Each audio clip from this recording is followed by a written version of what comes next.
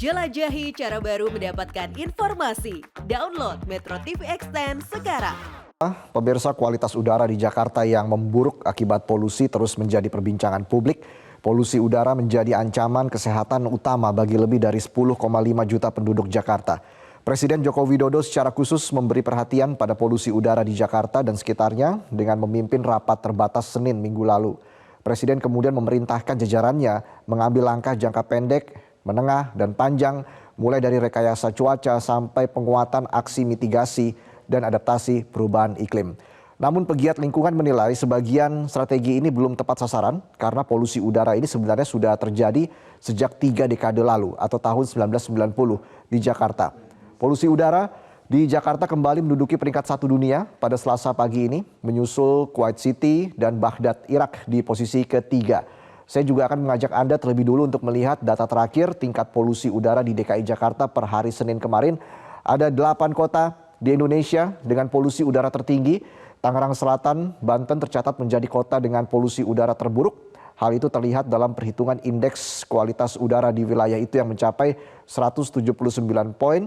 Posisinya diikuti oleh Tangerang, Banten pada tingkat AQI di level 161. Lalu Mempawah, Kalimantan Barat, dan Serang, Banten masing-masing memiliki kualitas udara terburuk dengan AQI di level 158 dan 157.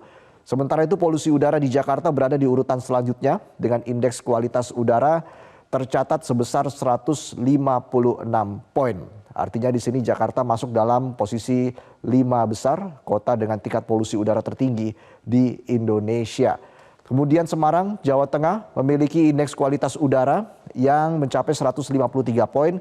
Adapun indeks kualitas udara di Terentang, Kalbar tercatat sebesar 129 poin. Sementara kota Bandung di posisi 8 dengan tingkat kualitas udara pada level 115. Sebelumnya banyak yang menuding PLTU berbasis batu bara sebagai penyebab buruknya kualitas udara di kota Jakarta dan sekitarnya. Namun sektor transportasi berkontribusi sebesar 44% dari penggunaan bahan bakar di Jakarta, diikuti industri energi 31%, manufaktur industri 10%, sektor perumahan 14%, dan komersial 1%. Dinas Perhubungan DKI Jakarta mengungkapkan indeks kemacetan DKI Jakarta naik ke peringkat 29 kota termacet dunia. Sudah masuk 30 besar kota termacet dunia.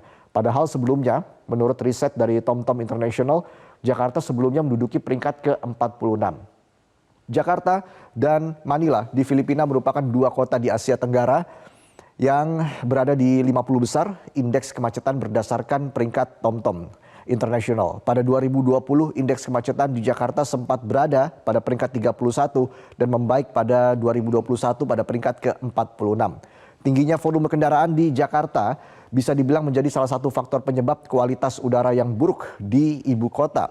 Polda Metro Jaya menyatakan tingkat kemacetan di Jakarta telah melampaui batas ideal mencapai angka 53%. Dari data tersebut dari TomTom Traffic Index pada Februari 2023 yang menjelaskan bahwa kemacetan Jakarta naik dari 34% menjadi 53%. Padahal di akhir tahun 2022 masih berada di angka sekitar 48%. Angka ini naik drastis dari tahun 2020 yang berada di angka 34% saat awal pandemi COVID-19. Ada sejumlah kebijakan publik yang dikeluarkan Pemprov DKI untuk mengurangi polusi dan mengurai kemacetan. Sejumlah cara coba dilakukan pemerintah untuk mengurangi polusi, tapi sebenarnya apakah cara-cara ini akan efektif? Ada WFH dan PJJ, lalu uji emisi massal dan menambah ruang terbuka hijau. Tiongkok sebagai contoh pernah berhasil mengurangi jumlah polusi udara di negaranya hingga 40% dari kurun waktu 2013 hingga 2020.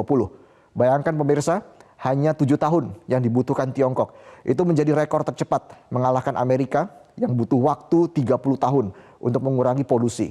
Tiongkok mendeklarasikan aksi nasional perang melawan polusi udara dengan dana 4 triliun rupiah. Dengan cara mengurangi pembangkit listrik tenaga batu bara, PLTU beralih ke gas alam hingga membatasi jumlah kendaraan pribadi. Yang jelas ada 3 jurus dari pemerintah untuk mengurangi polusi. Jangka pendek, menengah, panjang. Untuk jangka pendek rekayasa cuaca, penerapan regulasi untuk percepatan penerapan batas emisi, memperbanyak ruang terbuka hijau. Lalu jangka menengah bisa mendorong warga menggunakan transportasi massal, dan jangka panjang termasuk pengawasan sektor industri dan pembangkit listrik di Jakarta dan sekitarnya. Apapun aturannya, yang penting dilakukan dengan tegas dan tidak tebang pilih jika mau tepat sasaran. Kalau masih begini-begini saja, bisa jadi target di tahun 2050 tidak akan tercapai untuk mengurangi polusi. Karena jika tidak tepat sasaran, dampak polusi ini akan semakin berbahaya bagi kesehatan warga. Usia hidup penduduk bisa berkurang. Dalam 10 tahun terakhir terjadi peningkatan polutan halus di udara Jakarta dan sekitarnya meningkat hingga 30%. Dengan kondisi ini usia harapan hidup penduduk Jakarta dan sekitarnya bisa berkurang 2,5 tahun. Dibandingkan dengan penduduk yang menghirup udara dengan standar PM 2,5 dari WHO. Sementara di Jakarta 9 kalinya dari standar WHO. Sementara dari sisi ekonomi, dampak tingginya tingkat polusi udara di Jakarta dapat menurunkan minat investasi, produktivitas masyarakat terganggu, kemudian polusi udara bisa memicu berkurangnya tempat wisata terbuka. Padahal pasca pandemi, salah satu penggerak ekonomi Jakarta merupakan pariwisata dan bisnis hiburan. Pemirsa, yang jelas polusi butuh solusi, bukan hanya basa-basi. Kita akan lihat bagaimana komitmen pemerintah untuk mengurangi pencemaran udara di tanah air. Cara mudah mendapatkan informasi dengan satu sentuhan jari. Download Metro TV Extend.